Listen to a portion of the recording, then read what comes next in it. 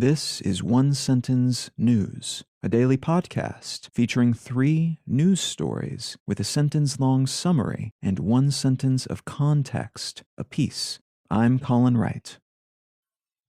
This is a sponsored message.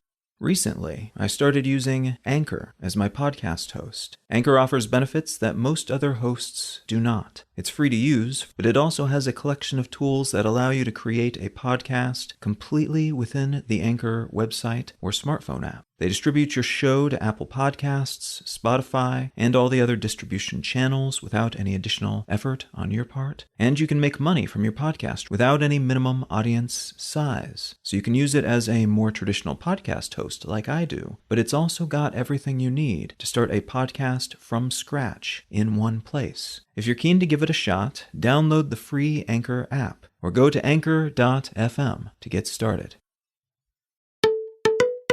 It's Tuesday, March 22nd, 2022. Let's talk about the news. From the Wall Street Journal, Russia-Ukraine War Summary. Russian pro-Kremlin newspaper Pravda has said that the Russian Ministry of Defense numbers indicate 9,861 Russian soldiers have died in Ukraine so far, and 16,153 have been injured.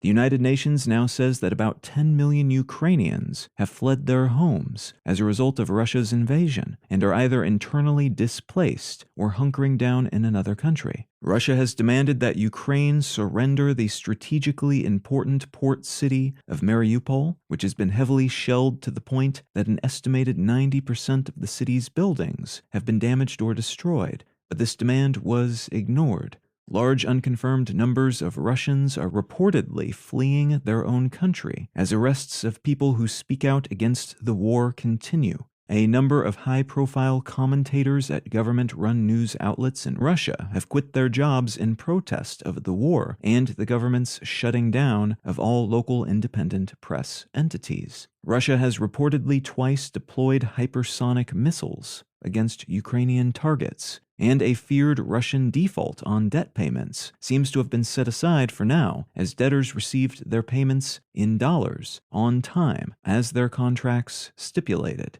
easing concerns that Russia would be unwilling or unable to make payments on international debt for the duration of the conflict.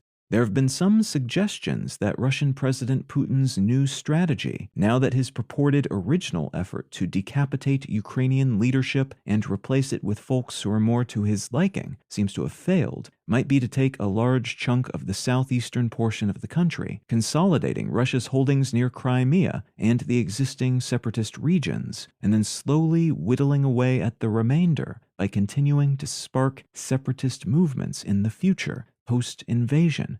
None of this has been confirmed, though. It's just analysis from outside military experts.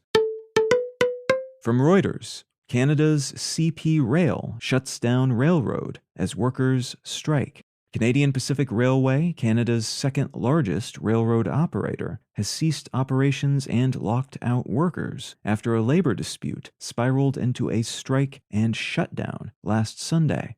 This is an inconvenient time for such a shutdown, as Canada's supply chains are already snarled, as is the case across much of the world right now, and there's no word yet as to when this conflict might be resolved, though the relevant Teamsters union has said they've begun to strike, and representatives from CP Rail have said that the union's demands for higher pension caps is a non-starter, so it could be a while before there's any real movement on this. And from Cosmos magazine, first images from James Webb exceed all expectations. Images of what some experts are calling a very boring star have been causing a great deal of excitement in the astronomical community over the past few days. And those images show, with exceptional clarity, a star that is 100 times fainter than what can be seen with the human eye, alongside images of a bunch of distant galaxies captured in the background.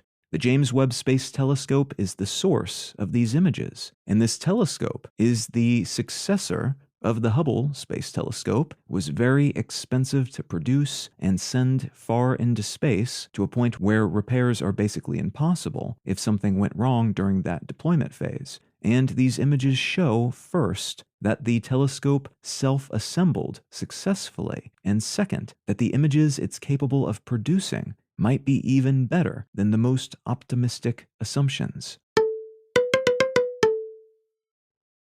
If you're finding some value in One Sentence News, consider leaving a quick review wherever you get your podcasts and/or sharing the show with a friend. You can find out more about this show or subscribe to the email version at onesentencenews.com. And you can support this and other related projects, like the Let's Know Things and Brain Lenses podcasts, at understandery.com.